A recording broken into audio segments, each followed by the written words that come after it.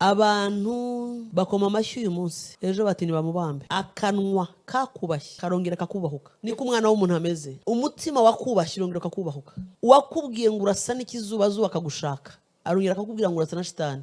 Imana itagutunze inkoni Esther we abantu ntacyo bari bukumarire. Imana itakwibutse Morodekayi iryo rembo uzaryicaraho for years and years. Imana itakubahishije Daniel we umwami aza gushyira mu mwobo w'intare ariko yabonye ko intare zitakuriye kubera ko Imana iri kumwe nawe uva mu mwobo w'intare ujya kwicara n'abakomeye. Ababonye Imana iyi si y'abakuri ingofero.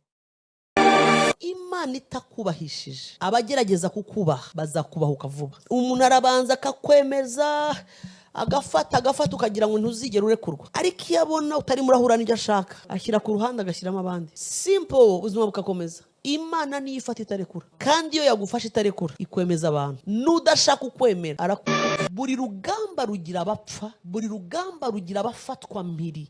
Umwanzi akabajyana akaboza mu mutwe akabahanaguramo aho bari akabashyiramo ibye akabambika uniform ze ati rwanya abo mwari mufatanyije. Every battle has those that die and those that are taken captive. They are brainwashed, taken to the enemy's camp, and he teaches them how to fight the people he was fighting with. Buri rugamba rugira inkomere, buri rugamba rugira abadizatinga, buri rugamba rugira abarutangira rukagira barusoza.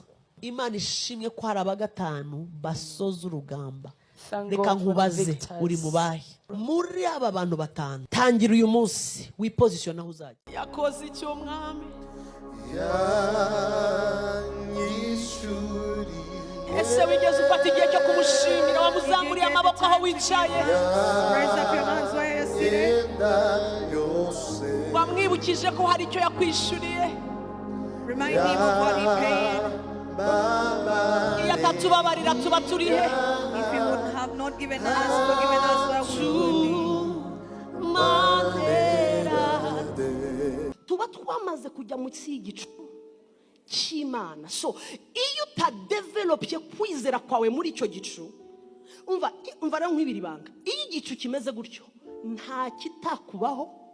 Oh yes. Nta hutatera intambwe ngo winjire kuko abarenze babiri cyangwa batatu aba yamaze kugira gute kuhagera hagati yacu.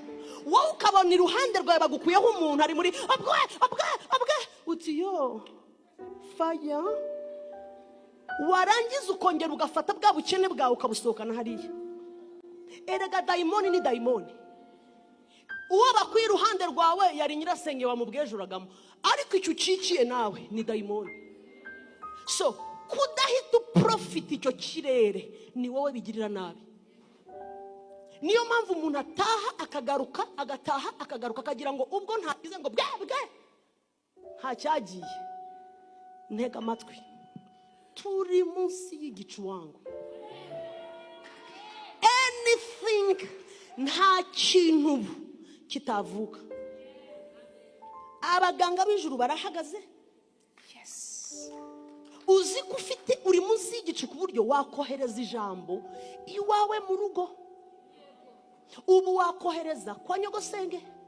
Ubu wa traveling ukajya mu Mutara neza muri rwa rutoki andi bashyize imyenda yawe y'imbere. Ubu narivuze ryari. Ubu wajya neza hano bya bindi byabereye. Turaha. Pastor, sinzi uko ugiye gusemura. Narivuze ngo ubu maze ndabateguye mu minota itarenze ingahe ugomba kuzura umwuka w'Imana ugasimbura ibindi byose byakuranze kuvura umwana. Ijuru nari nicaye hariya rirambwira ngo reka iby'amashami wangu ndi muri keji 22 23 24 ihinduye urugamba. Ihinduye ingabo kuri twebwe inzira irabonetse. To us the path is clear. Niba ndi umukozi w'Imana, if I'm the servant of God, nyuma ya tariki 10, after the 10th of today, nutabona inzira, if you don't see the way, maleho sopra karamanera henelia subaha, wemera emeranya na satani ibyo arimo arakora mu buzima bwawe. Emeranya n'Imana icyo yavuze utarabura usoro mu nda ya mama wawe. Imana ikuvugaho nibyo wowe. Biriya wirebaho satani akubita imigeri ntabwo ariyo definition yawe. You are more than a conqueror.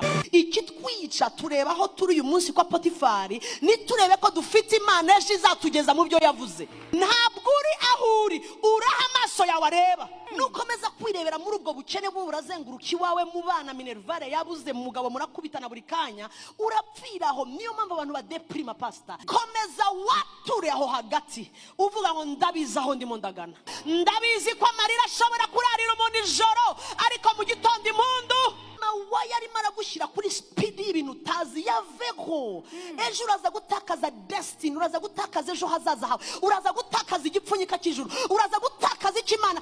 Ntabwo uri bugitakaze kuva waraje muri grace room. Uri intwari, uri imfura ya grace room. Ntushobora kwibwa ejo hazaza. Ongera wambare Yosefu ikoti risiga ariko wiruke. Maze uti byagenze gute?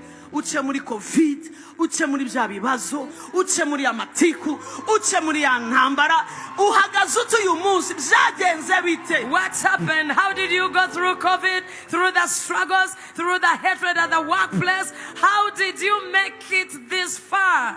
Kora yurira ariko kabugihari. One day you were crying but you're still here. Ko afashe ku mutwe baravuga ko amagambo atagukuyeho uruhu. They spoke so much about you, but your skin is still there. Rero kubuhari, for you to be here, utarabusanya inkweto nguzambare ku mutwe, and you're not wearing your shoes on your head yet.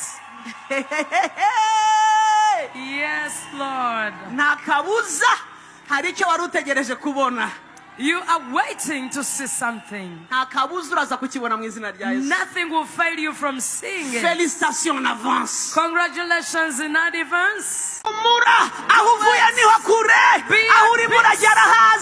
God has picked you from far. He knows where you're going. It's not because of your family, not even your position. There is an invisible hand you never know. That maybe you know. That fought in the sacred place. Because he did it that time. Today, how is it?